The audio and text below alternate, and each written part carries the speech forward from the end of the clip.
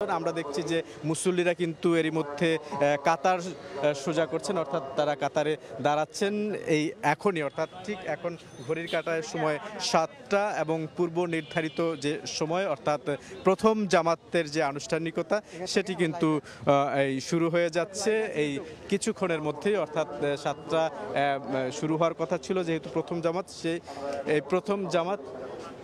প্রথম জামাতের যে ইমামতি করবেন, আমরা বলছিলাম যে জাতীয় মসজিদ বাইতুল মোকাররমের যিনি পেশ ইমাম রয়েছেন সেই পেশ ইমাম কিন্তু এই ইমামতি করছেন, একজন মুকাব্বিরও রয়েছেন এই ঠিক, অর্থাৎ 1 মিনিটের মধ্যেই কিন্তু আমরা দেখছি যে আমরা উত্তর গেটের যে জায়গাটি রয়েছে বাইতুল মোকাররমের, সেই বাইতুল মোকাররমের উত্তর গেটে এই মুহূর্তে রয়েছি। এই মুহূর্তে দেখতে পাচ্ছি যে সবাই কিন্তু নামাজের জন্য প্রস্তুতি নিয়ে ফেলেছেন, যে কোনো সময় অর্থাৎ এখনই ইমাম কিন্তু ইমামতি শুরু করবেন এবং এই প্রথম জামাত শেষে দ্বিতীয় জামাত যেটি সেটি সকাল 8।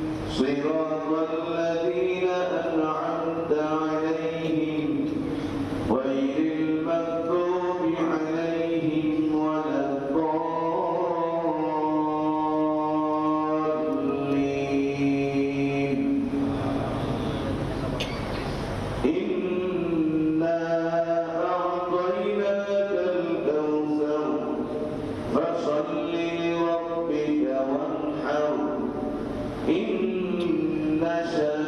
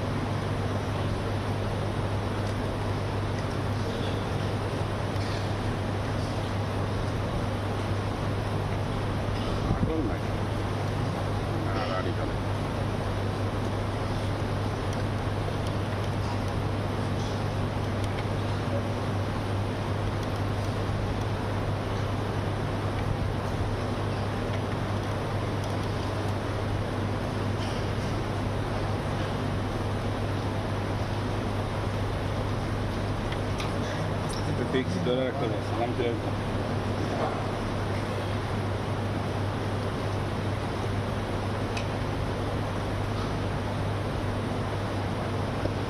السلام عليكم ورحمة الله. السلام عليكم ورحمة الله. الله أكبر الله أكبر لا إله إلا الله الله أكبر ولله الحمد. অর্থাৎ ঈদুল আজহার প্রথম জামাত জাতীয় মসজিদ বায়তুল মোকাররমে এই মাত্র শেষ হলো, অর্থাৎ 2 রাকাতে যে ওয়াজিব নামাজ সেটি শেষ হয়েছে। এই ঈদের যে নামাজ সেটি কিন্তু অন্যান্য নামাজ থেকে পার্থক্য রয়েছে, অর্থাৎ অতিরিক্ত 6 তাকবীরের সহিত ইমামের পিছনে দাঁড়িয়ে কিন্তু ঈদুল আজহা বা ঈদুল ফিতরের নামাজ আদায় করতে হয়। নামাজ শেষ হয়েছে, এখন খুতবা শুরু হবে এবং এই খুতবার পরপর কিন্তু দোয়া হবে, তার মাধ্যমে শেষ হবে প্রথম জামাত। ঠিক তার পরপরে অর্থাৎ আরও প্রায় 30 থেকে 35 মিনিট কিন্তু লাগবে এই খুতবা এবং দোয়া শেষ করতে। তার পরপরই কিন্তু দ্বিতীয় জামাতের জন্য যারা মুসল্লি রয়েছেন তারা কিন্তু বাইরে এর মধ্যে অপেক্ষা করছেন। এই অপেক্ষমান যারা মুসল্লি রয়েছেন তারা কিছুক্ষণ পরেই অর্থাৎ এই খুতবা এবং দোয়ার পরপরই কিন্তু ভিতরে মসজিদের ভিতরে প্রবেশ করতে পারবেন এবং তার পরপরই অর্থাৎ এই প্রথম যে জামাত, এই জামাতে যে লোকজন উপস্থিত ছিলেন তার চেয়ে হয়তো বেশি মুসল্লি কিন্তু দ্বিতীয় যে জামাতটি রয়েছে সেখানে আরও বেশি লোক সমাগম হওয়ার কথা। এর আগের বছরগুলোতে আমরা যেমনটা দেখেছি। আমরা এই মুহূর্তে জাতীয় ঈদগাহ ময়দানে চলে যাব, সেখানে আমাদের সহকর্মী তামিম রয়েছেন। প্রধান জামাত অনুষ্ঠিত হওয়ার জন্য যে প্রস্তুতি, সেই প্রস্তুতি গ্রহণ করা হয়েছে। দূর দূরান্ত থেকে যে মুসল্লিরা তারা আসতে শুরু করেছেন ঈদ জামাতে অংশ নেওয়ার জন্য। আমি একটু দেখাতে চাই এই মুহূর্তে জাতীয় ঈদগাহ যেই প্রধান ফটক, সেই প্রধান ফটকে গুটি গুটি পায়ে আমরা দেখতে পাচ্ছি যে মুসল্লিরা এখানে আসছেন এবং ঈদ জামাতে তারা অংশ নেওয়ার জন্য তাদের যে প্রস্তুতি, সেই প্রস্তুতি তারা গ্রহণ করছেন। আইন শৃঙ্খলা বাহিনীর পক্ষ থেকে আমরা ব্যাপক প্রস্তুতির যেই তৎপরতা সেটি আমরা লক্ষ্য করছি। এখানে কোনো ধরনের কোনো নিরাপত্তার যে ফাঁকফোকর সেটি আসলে রাখা হয়নি। প্রশাসনের পক্ষ থেকে পর্যাপ্ত পরিমাণে যে নিরাপত্তার যে ব্যবস্থা, সেই নিরাপত্তা ব্যবস্থা গ্রহণ করা হয়েছে। এছাড়া আমরা মুসল্লিদের মাঝে ঈদের যে আনন্দ, ঈদের যে উৎসব বা আমেজ, সেই আমেজ আসলে লক্ষ্য করছি। সবাই স্বতঃস্ফূর্তভাবে জায়নামাজ সাথে নিয়ে বিভিন্ন বয়সের মানুষ কিন্তু এখানে আসছেন, বিশেষ করে ছোটরা বড়দের হাত ধরে ঈদগাহ ময়দানে আসছেন। পাশাপাশি অন্যান্যরা অর্থাৎ নারীদের জন্য কিন্তু বেশ ব্যবস্থা করা হয়েছে, সুব্যবস্থা করা হয়েছে। এখানকার যারা আয়োজক রয়েছেন ঢাকা দক্ষিণ সিটি কর্পোরেশনের পক্ষ থেকে বলা হয়েছে। এছাড়া আমরা লক্ষ্য করছি যে এখানে অন্যান্য যে সমস্ত বয়সের মানুষেরা, সব বয়সের মানুষেরা কিন্তু গুটি গুটি পায়ে এগিয়ে আসছেন এবং বলা যায় যে আর কিছুক্ষণ পরে অর্থাৎ 7:30টায় ঈদের যে জামাত, সেই ঈদের জামাত অনুষ্ঠিত হবে। সেই আয়োজনকে সামনে রেখেই কিন্তু যারা এখানে মুসল্লিরা তারা সবাই চলে আসছেন এবং আমরা দেখতে পাচ্ছি যে নারীরাও কিন্তু এখানে আসছেন এবং নারীদের জন্য কিন্তু বেশ ব্যবস্থা করা হয়েছে। যারা এখানকার যারা আয়োজক, বিশেষ করে ঢাকা দক্ষিণ সিটি কর্পোরেশনের পক্ষ থেকে বলা হয়েছে যে প্রায় 35,000 মানুষের যে ধারণ ক্ষমতা এবং সেখানকার যে আয়োজন, সেই আয়োজন এখানে সম্পন্ন করেছেন তারা এবং নানা ধরনের যে প্রস্তুতি, সেই প্রস্তুতি তারা গ্রহণ করেছেন। যদিও বেশ এই মুহূর্তে আসলে আকাশ বেশ বলা যায় যে কিছুটা মেঘাচ্ছন্ন এবং যখন প্রস্তুতি প্রস্তুতি নেওয়া হয়েছিল সেই প্রস্তুতির অংশ হিসেবে তারা বলেছিলেন যে বৃষ্টির যে সম্ভাবনা রয়েছে, বিশেষ করে ঢাকা দক্ষিণ সিটি কর্পোরেশনের মেয়র তিনি বলেছেন যে বৃষ্টির সম্ভাবনা যদি রয়েছে, যদি বৃষ্টি হয় তবুও কোনো সমস্যা হবে না, কারণ বৃষ্টিকে মাথায় রেখেই তাদের যে প্রস্তুতি সেই সার্বিক প্রস্তুতি গ্রহণ করা হয়েছে। এছাড়া আমরা এখানে ফায়ার সার্ভিসের যেই টিম লক্ষ্য করছি, পাশাপাশি আইন শৃঙ্খলা বাহিনীর অন্যান্য যে সমস্ত ইউনিট রয়েছে, অন্য যে সমস্ত দল রয়েছে তারাও কিন্তু প্রস্তুত রয়েছেন। সব মিলিয়ে এখানকার যে আয়োজন, সেই আয়োজন কিন্তু মোটামুটি বলা যায় যে সম্পন্ন। এখন আসলে আর কিছুক্ষণ পরেই ঈদের যে জামাত, সেই জামাত অনুষ্ঠিত হবে সকাল 7:30টায়। এই জামাতে রাষ্ট্রপতি, মন্ত্রিপরিষদের সদস্যরা, পাশাপাশি অন্যান্য কূটনীতিকবর্গ এবং পাশাপাশি অন্যান্য যে সমস্ত যারা গুরুত্বপূর্ণ ব্যক্তি রয়েছেন, পাশাপাশি সাধারণ মানুষ এখানে অংশ নেবেন। আর কিছুক্ষণ পরেই নামাজ অনুষ্ঠিত হবে এবং এখন আসলে বয়ান চলছে, সাধারণ বয়ান, এবং বয়ানের পরেই নামাজ অনুষ্ঠিত হবে। নামাজের পরে যে খুতবা, সেই খুতবা অনুষ্ঠিত হবে। তো এই ছিল আমার হাতে সবশেষ। আমরা চলে যাব ময়দানের অপর প্রান্তে রয়েছেন সহকর্মী আতিকুর রহমান তমালের কাছে। সময় কিন্তু খুব বেশি বাকি নেই। 7:30 মিনিটে আসলে জাতীয় ঈদগাহের যে প্রধান জামাত সেটা কিন্তু অনুষ্ঠিত হবে এবং আমরা দেখছি যে ইতিমধ্যে কিন্তু প্যানেলের মধ্যে অবস্থান নিয়েছেন মুসল্লিরা। এবং আপনারা জানেন যে আজকের যে জাতীয় ঈদগাহের প্রধান জামাতটি সেটি 7:30 অনুষ্ঠিত হবে।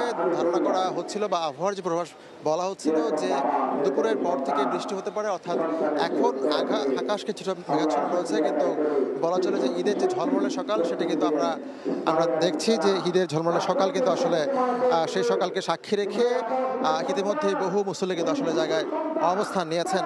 এবং সেই জায়গা থেকে আমরা জানি যে রাষ্ট্রপতি মোহাম্মদ শাহাবুদ্দিন তিনি এই জামাতে অংশ নেবেন এবং রাষ্ট্রের যে প্রধান বা সর্বোচ্চ গুরুত্বপূর্ণ ব্যক্তি রাষ্ট্রপতি, তিনি ছাড়া প্রধান বিচারপতি, রাজনৈতিক ব্যক্তিবর্গ, কূটনীতিকবৃন্দ সহ এখানে কিন্তু রাষ্ট্রের সর্বোচ্চ যারা নীতি নির্ধারণী পর্যায়ে রয়েছেন তারা ছাড়াও সাধারণ জনগণ এখানে অংশ নেবেন। এবং সেই জায়গা থেকে বলা চলে যে সেই যে বৈষম্যহীন একটি জমায়েত, এই জমায়েত থেকে আসলে কুরবানির যে শিক্ষা, সেই শিক্ষার যে বার্তা সেটি কিন্তু বাংলাদেশ সহ সারা বিশ্বের যে মুসলিমরা রয়েছেন তাদের মাঝে এবং সকল মানুষের মাঝে আসলে ছড়িয়ে দেওয়াই এই কুরবানির উদ্দেশ্য। এবং সেই যে উদ্দেশ্য এবং তাৎপর্য সেটারই কিন্তু বয়ান চলছে। আমরা দেখছি জাতীয় মসজিদের যিনি জাতীয় মসজিদ বাইতুল মোকাররমের যিনি